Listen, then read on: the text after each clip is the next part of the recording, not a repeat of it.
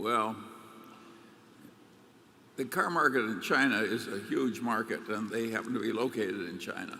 So that's the main focus of BYD. I think the first cars they will try and bring here will be for fleets in California where we have environmental troubles and so on. And there may be a market for electric cars with that. And of course, there are various subsidies that come to people who use electric cars. I have some relatives who commute into Washington, D.C., and they can only use the fast lane on the freeway if they buy a Prius, and that's been very helpful to Toyota. And we'll see a lot more of that sort of thing. Generally speaking, I think BYD is an interesting company. If you stop to think about it, here's one of 8 children of a peasant that becomes a famous engineering school professor, and before he's reached 50, he's won the equivalent of China's Nobel Prize, and he has created a company which has 180-some thousand employees, a landholding about the size of Macau, and 100-some million square feet of buildings. It's a very interesting startup company.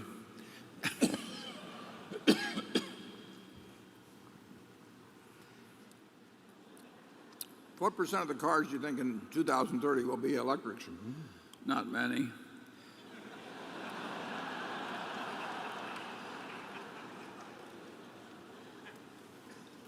I shouldn't I have think asked. society, it's like the wind power that's being subsidized in Iowa. We should subsidize electric car in various ways, as they do in Washington, D.C., by letting them use the fast lane on the freeway in order to get the technology going so that we can wean ourselves from oil more quickly. So I think there will be more subsidies and there will be more electric cars, but I'm not expecting a sudden revolution. Yeah. I drove the latest version of BYD's electric car. I was driven around the block Tuesday, and I was flabbergasted at how much improved that car was. It's simply amazing how fast people in China are learning to do what took us a long time to learn. And the world is getting very much more competitive. I think it is quite interesting that we got into BYD because BYD is surfing along on the developing edge of new technology, and that is not, we have always bragged about avoiding that. Isn't that a fair statement? That's fair. And yet here we are. I think it's because we've shown some capability for learning, and I think the BYD investment is going to work out very well, and I think it'll work out very well in a way that gives great pleasure to all of us shareholders, because I think they're going to help solve some significant problems of the world. And that place is, I spoke with pride about Kiewit. They tried harder. They were more self-disciplined. That's the way I feel about BYD. And it's a pleasure to associate with such people. And in my life, those are the people with whom I've achieved the most. So as far as I'm concerned, we found our own kind, except they're better. And we may do more of that. And we wouldn't have felt confident enough to go into venture capital typically with just a bright young man with an idea, no matter how brilliant. Not me. No, I wouldn't either. But BYD had won its spurs in life by the time we found it. They had accomplished things that struck me as almost impossible to do, and yet they'd done them. And so I don't think that's the last unusual thing that Berkshire will do, and the last one that'll work. And so what I would like to understand is if you can make it more concrete.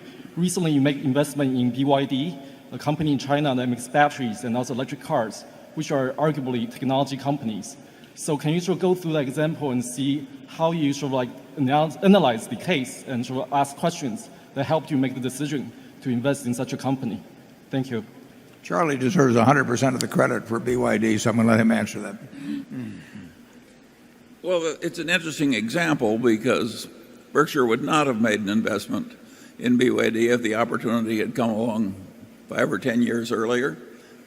And it shows that the old men are continuing to learn. And that's absolutely essential. Berkshire would have a lower potential than it does if we had stayed the way we were. And so you were absolutely right in calling attention to this episode. Again, Dave Sokol helped. I wasn't at all sure I could get Warren to do this all by myself, so I inveigled Dave into going over to China, and the two of us were able to help the learning process. Well put. Well put. Does BYD remain as attractive a long-term investment now as it was when you acquired your stake? If so, why?